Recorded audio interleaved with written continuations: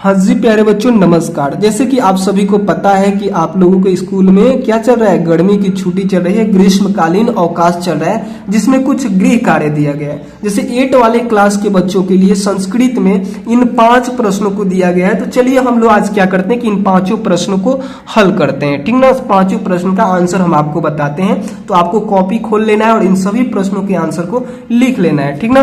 क्योंकि जिस दिन आप पहले दिन ही स्कूल में जाएंगे ना, जिस दिन आपका स्कूल खुलेगा और उस दिन जब आप स्कूल में जाएंगे तो आपके संस्कृत वाले सर ये सभी प्रश्न को चेक करेंगे और ये सारे प्रश्न आपके स्कूल में बोर्ड पे लिखवाया गया होगा, तो आप लोग लिखे होंगे। अगर नहीं लिखे होंगे तो यहाँ से छाप लीजिएगा, प्रश्न भी आंसर भी, और आप जाएंगे तो जरूर आपसे ये प्रश्न देखा जाएगा। अगर नहीं दिखाते हैं ना तो पीटा भी जाएगा, तो रिस्क न ले, हम आज बता देते हैं, आपको छापना ही तो है, ठीक ना। और घर पे वैसे कर भी क्या रहे होंगे, गर्मी के दिन है, घर पे ही रहना है और बाहर निकलना है नहीं, ठीक ना, क्योंकि धूप बहुत तेज हो रहा है जिससे आपकी तबीयत खराब हो जाएगी। और गर्मी का छुट्टी इसलिए ही दिया जाता है कि ताकि बच्चे घर पे रहें, सुरक्षित रहें। नहीं तो अगर स्कूल खुला रहता है तो आप स्कूल जाते, आपको धूप लगता, आपका तबीयत खराब होता है, तो इसलिए गर्मी की छुट्टी दी जाती है। तो आप लोग क्या करेंगे, घर पे रह के सुरक्षित रहेंगे और ये प्रश्नों को कंप्लीट कर लेंगे, ठीक ना। देखिए पहला प्रश्न आपसे क्या पूछा गया है कि 7 फलों एवं 7 रंगों का नाम लिखें। दूसरा प्रश्न है कि अभिवादन के 7 शब्द लिखें। तीसरा प्रश्न है 2 श्लोक लिखें एवं याद करें।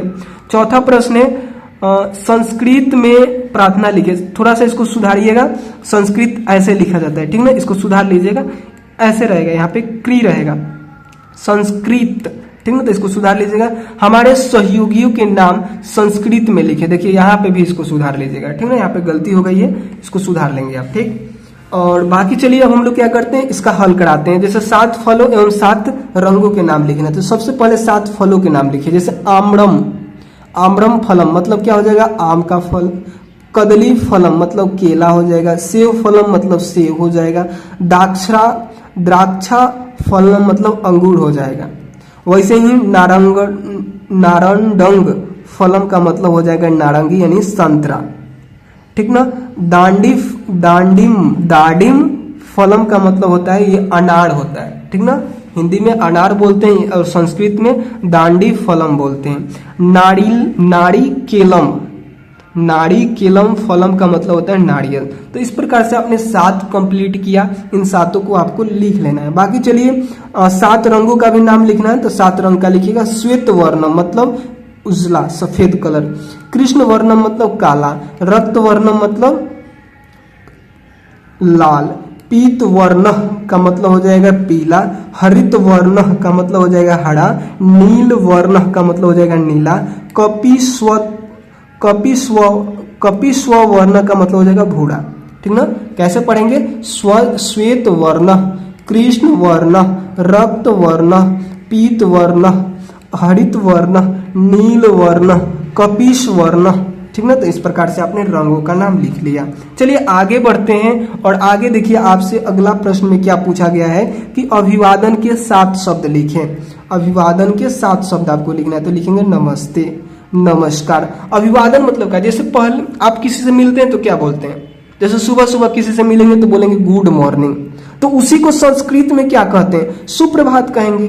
जैसे अगर आप किसी से सुबह मिले तो उसे क्या बोलेंगे, जैसे इंग्लिश में बोलते हैं गुड मॉर्निंग, अगर संस्कृत में बोलना होगा तो बोलेंगे सुप्रभातम। या फिर नमस्कार बोलते हैं तो जैसे प्रणाम बोलते हैं तो प्रणाम बोलेंगे, नमस्कार बोलेंगे, नमस्ते बोलेंगे, सब संस्कृत का हुआ। शाम को मिलते हैं तो आप लोग क्या बोलते हैं, गुड नाइट नहीं, गुड इवनिंग बोलते हैं ना, तो शुभ संध्या बोलेंगे इसमें। उसी प्रकार से अगर रात्रि को किसी से मिलते हैं रात को तो इंग्लिश में बोलते हैं गुड नाइट, तो संस्कृत में बोलेंगे शुभ रात्रि। उसके बाद स्वागतम, किसी का वेलकम करते हैं तो इसको संस्कृत में स्वागतम बोलते हैं। तो ठीक है, इस प्रकार से आप क्या कर लेंगे, अभिवादन के 7 शब्द लिख लेंगे। 2 श्लोक लिखे और याद करें, 2 श्लोक हम लिखवा देते हैं, उसको आपको याद कर लेना है। जैसे लिखेंगे गुरुरे ब्रह्मा गुरुरे विष्णु गुरुरे महेश्वरम, गुरु साक्षात परम ब्रह्म है, तस्मै गुरुवे नमः। आप एक श्लोक यहाँ से यहाँ तक और दूसरा श्लोक यहाँ से यहाँ तक लिख लेंगे, ठीक ना। बाकी कोई डाउट नहीं होने चाहिए। चलिए अब हम लोग क्या करते हैं, आगे बढ़ते हैं। 2 श्लोक हुआ ना, 2 श्लोक हो गया। अब आप लोग क्या करेंगे, चौथा में संस्कृत में प्रार्थना लिखेंगे। संस्कृत को सुधार लीजिएगा यहाँ पे और एक प्रार्थना लिख लीजिएगा, ठीक ना। देखिए प्रार्थना क्या लिख देंगे, यहाँ से लेकर यहाँ तक एक प्रार्थना हो जाएगा। ठीक ना, आगे बढ़े, आगे देखिए, आगे बढ़ते हैं संस्कृत में। और आपको क्या लिखना है, हमारे सहयोगियों के नाम संस्कृत में लिखें। संस्कृत में सहयोगियों का नाम कहने का मतलब कि जो आपको सहयोग करते हैं, जैसे आपके दोस्त भी आपको सहयोग करते होंगे, बहुत हेल्प करते होंगे, पिटने से आपको बचाते होंगे ना, तो अपने दोस्त का नाम लिख लीजिएगा। या फिर जब आपका तबीयत खराब हो जाता है तो डॉक्टर साहब आते हैं और सुई लगाते हैं, वो भी आपको सहयोग करते हैं। या फिर आपको शिक्षक पढ़ाकर क्वेश्चनों को सॉल्व कराते हैं और सहयोग करते हैं, तो आप लोग लिखेंगे शिक्षक, शिक्षिका मतलब मैडम जी, सर जी। ठीक ना, चिकित्सक मतलब डॉक्टर, जो आपको क्या करते हैं, तबीयत आपकी खराब हो जाती है तो सुई देकर आपको अच्छे करते हैं। रक्षक जैसे हमारे आर्मी जवान ये सब हुए, पुलिस कर्मी हुए, ये सब क्या हो जाएंगे, रक्षक हो जाएंगे। वैसे कृषक मतलब जो खेती करते हैं, ये भी तो हमारा सहयोग कर रहे हैं, तो सहयोगियों का नाम में कृषक भी हो जाएगा, क्योंकि अगर वो फसल नहीं उगाते तो हम लोग को नहीं मिलता खाने के लिए कुछ भी। वैसे शिल्पकार हो जाएगा, स्वच्छता कर्मी हो जाएगा, ये भी सहयोग करते हैं, साफ सफाई रखते हैं, हमारे वातावरण को स्वच्छ बनाते हैं। इसके अलावा अगर आपके मित्र कोई हैं जो सहयोग करते हैं तो आप मित्रम लिख सकते हैं, या फिर उसके स्पेशल नाम लिखना है। जैसे आपके कोई सौरभ नाम का मित्र है तो सौरभ लिख देंगे, रितेश लिख देंगे, राहुल लिख देंगे, अमन लिख देंगे। ठीक ना, तो आप चाहे तो इधर से कुछ या फिर केवल 1 से लेकर 7 तक लिखेंगे फिर भी सही है, या फिर कोई आपके मित्र हैं जिसको लिखना चाहिए। जैसे आपके डॉक्टर साहब का राजेश नाम है तो केवल राजेश भी लिख सकते हैं, या फिर लिख सकते हैं चिकित्सक।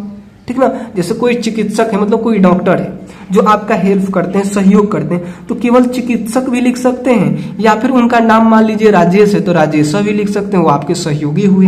वैसे ही कोई आपके सर अजय सर है तो उनका नाम भी लिख सकते हैं, या केवल शिक्षक लिख सकते हैं। तो आप समझ रहे हैं, इधर के भी नाम लिख सकते हैं, स्पेशल नाम उन्हीं शिक्षक का नाम लिख सकते हैं कि अजय सर हम क्या करते हैं, बहुत अच्छा पढ़ाते हैं, सहयोग करते हैं। वैसे आपके अपने भाई आपके सहयोग करते हैं, जैसे दीपक, रोहित, तो आप इन सभी को लिख सकते हैं, शायद आप समझ रहे हैं। तो इस प्रकार से जब इसको कंप्लीट कर लीजिएगा तो आपका क्या हो जाएगा, संस्कृत में जितने भी गृह कार्य मिले थे वो कंप्लीट हो जाएंगे। ठीक ना, तो इस प्रकार से आपने संस्कृत का कर लिया। अब बचे हैं दो सब्जेक्ट बचे हुए, कौन कौन सा है, एक विज्ञान है और एक हिंदी है। उसका भी वीडियो बहुत जल्द आ जाएगा। आपको क्या करना है, इस चैनल को सब्सक्राइब कर लेना है ताकि वो वीडियो आपसे मिस ना हो। ठीक ना, तो बाकी चलिए मिलते हैं उन्हीं 2 वीडियो में, तब तक के लिए बाय।